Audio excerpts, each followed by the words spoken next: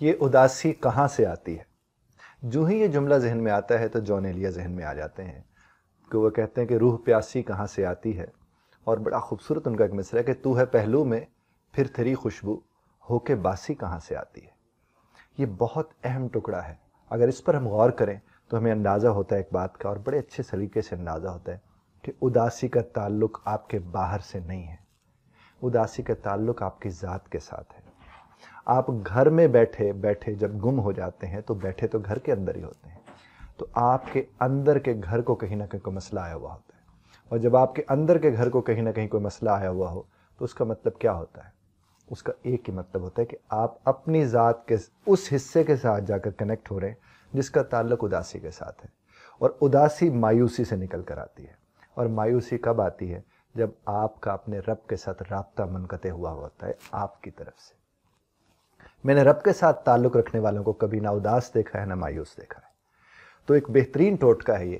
میں تو اکثر یہ آزماتا ہوں کہ لمحہ بھر کو کہیں سے اداسی یا مایوسی میری ذات کا حصہ بننے لگے تو میں نوافل کی طرف چلا جاتا ہوں، میں رب کائنات کے حضور اپنے آپ کو پیش کرتا ہوں، چونکہ سارے رابطے وہیں سے ہیں۔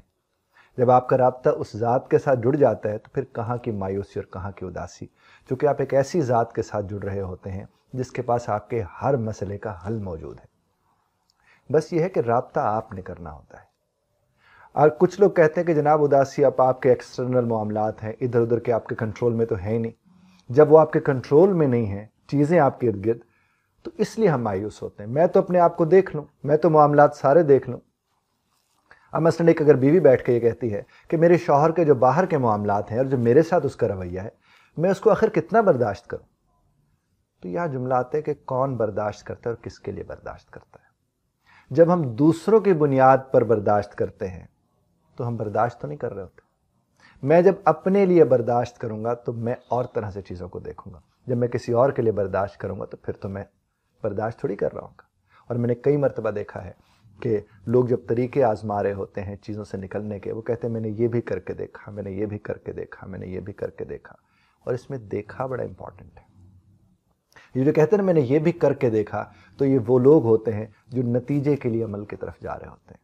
جو نتیجے کے لیے عمل کی طرف جائیں گے وہ اداس بھی ہوں گے، وہ مایوس بھی ہوں گے، چونکہ ضروری نہیں کہ نتیجہ اس عمل کا وہی نکلے جس کے لیے وہ کر رہے ہیں۔ اس لیے ہم اکثر کہتے ہیں کہ آپ کا کوئی بھی زندگی میں مسئلہ ہو، در ایک ہی ہے، وہ رب کائنات کا ہے۔ نبی کریم صلی اللہ علیہ وسلم کی محبت کے تو فعل جب آپ اس در پہ جاتے ہیں تو کہاں کی مایوسی اور کہاں کی اداسی۔ اور اگر آپ کسی کو یاد کر کے اداس ہوتے ہیں تو وہ کون سا تعلق ہے کہ یاد کرنے سے اداسی ہو؟ یاد کرنے سے تو خوشی ہونی چاہیے، لیکن مجھے اس بات کی سمجھ نہیں آتی کہ اگر آپ کا کوئی اس دنیا میں نہیں رہا تو آپ اپنی محبت کا اظہار یوں کرتے ہیں اس کے ساتھ کہ جینا چھوڑ دیتے ہیں۔ اور جینا چھوڑ دینے والے زندگی کو کیا بنا کے بیٹھے ہوتے ہیں؟ یعنی وہ زندگی جو رب کائنات کی عطا ہے۔ اکثر میرے پاس بہت سے میسیجز، رابطے، فون نمبر لوگ کہ ہمارا ایک بہت ہی قریبی تھا اس دنیا میں نہ رہا، اب ہمارا بھی رہنے کو جی نہیں کرتا۔ ارے یہ اختیار کا معاملہ تھوڑی ہے۔ آپ کا اختیار کا معاملہ، آپ کی زندگی جب آپ کو مل گئی اس کے بعد اس کو رہنا آپ کے اختیار میں ہے، موت نہیں، کیونکہ یہ رب نے ایک دن معین کر رکھا ہے اور اس کے مطابق آپ نے اس دنیا سے جانا ہے۔ تو مرنے سے پہلے مرنے والے شکر تو ادا نہیں کر رہے ہوتے۔ میں اکثر کہتا ہوں کہ ہمیں جی جی کے مرنا ہوتا ہے اور پتہ نہیں کہ ہم مر مر کے مر جاتے ہیں۔ یہ جو مر مر کے مر جاتے ہیں یہ مایوس اور اداس لوگ ہوتے ہیں۔ آپ ان کے ساتھ بیٹھیں، یہ اداسی بانٹنے والی ہستیاں ہوتی ہیں۔ آپ ان کے ساتھ گفتگو کر کے دیکھیں، یہ مایوسی بانٹنے والی ہستیاں ہوتی ہیں۔ اور ان سے بچا جا سکتا ہے صرف ایک طرح سے، انہیں بچا کر۔ یعنی جب آپ انہیں بچاؤ گے تو یقیناً آپ ان سے بچ سکو گے، اور اگر آپ انہیں نہیں بچاؤ گے تو آپ ان سے نہیں بچ سکتے، کیونکہ ان کا اپنا ایک سنو بال ایفیکٹ ہوتا ہے جو بڑی تیزی کے ساتھ آگے بڑھتا چلا جاتا ہے۔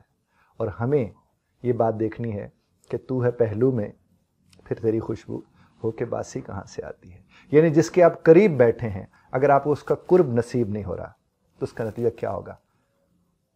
اس کا نتیجہ یہ ہوگا کہ آپ نے آنے والے وقت کے خوف کو اپنے دل میں جگہ دے دی ہے۔ شاید امجد اسلام امجد کا ایک بڑا خوبصورت شعر تھا کہ تیری قربت کے لمحے پھول جیسے۔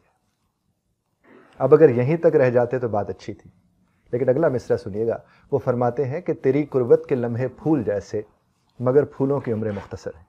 اور جب اس اعتبار سے آپ چیزوں کو دیکھنا کرنا شروع کریں گے تو اس کے متعلقات ہی اور ہیں، اس کے معاملات ہی اور ہیں، اور اسے دیکھا بھی اور طرز پر جا رہا ہوتا ہے۔ تو یہ جو مایوسی کہاں سے آتی ہے کا جواب ایک ہی ہے کہ یہ مایوسی آپ ہی کے ہاں سے آتی ہے، اور آپ ہی کے ہاں ٹھہرتی ہے، اور آپ ہی کی ذات کو خراب کرتی ہے آپ ہی کے ذریعے، اس میں اور کوئی شامل نہیں ہے۔ یہ اگر کوئی آپ سمجھتے ہیں کہ کوئی سازش ہے تو یہ آپ کے خلاف سازش ہے، کسی اور کی کسی کے خلاف سازش نہیں ہے۔ حل اس کا وہی ہے، در مصطفیٰ صلی اللہ علیہ وآلہ وسلم اور رب کائنات کے حضور اپنے آپ کو ہمیشہ پیش رکھیے۔ جب آپ اپنے آپ کو پیش رکھیں گے تو مایوسی کی کیا مجال، چونکہ وہ ہے نہیں لا تقنطوا من رحمت اللہ، کہ اللہ کی رحمت سے مایوس ہی نہیں ہوتے، نہ انہیں حزن ہوتا ہے، نہ انہیں ملال ہوتا ہے، نہ انہیں دکھ ہوتا ہے، نہ انہیں پریشانی ہوتی ہے، اور وہ کبھی رب کی رحمت سے مایوس نہیں ہوتے۔ جو رب کی رحمت سے مایوس نہیں ہوتے وہ وہی ہوتے ہیں جو رب کے در پہ پڑے ہوتے ہیں۔ خدا آپ کو اور ہمیں رب کے در پہ پڑا رہنے کی توفیق عطا فرمائے۔ بہت شکریہ دھیان سے سننے کا۔